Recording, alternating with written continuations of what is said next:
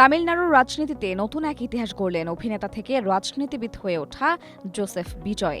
বুধবার আস্থা ভোটে জয়লাভ করে নিজের মুখ্যমন্ত্রী পদ পাকা করল তার দল তামিলাগা ভেট্টিকারাগাম টিভিকে। সরকার টিকিয়ে রাখতে যেখানে কমপক্ষে ১১৮ জন বিধায়কের সমর্থন দরকার, সেখানে ৪ মে নির্বাচনী ফলাফলে বিজয়ের দল পেয়েছিল ১০৮টি আসন, যা সরকার গঠনের জন্য প্রয়োজনীয় সংখ্যার থেকে ১০টি আসন কম ছিল। অথচ গতকালের ভোটাভুটিতে বিজয়ের পক্ষে ভোট পড়েছে ১৪৪টি, বিপক্ষে ২২টি এবং ৫ জন বিধায়ক ভোটদানে বিরত ছিলেন। ভোট চলাকালীন প্রধান বিরোধী দল ডিএমকের ৫৯ জন বিধায়ক ওয়াকআউট করেন।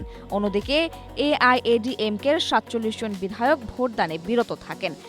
স্ট্রবেরি সুপার ডটেড ও ক্লাসিক ভ্যারিয়েন্ট সেনসেশন জাগুক শিহরণ।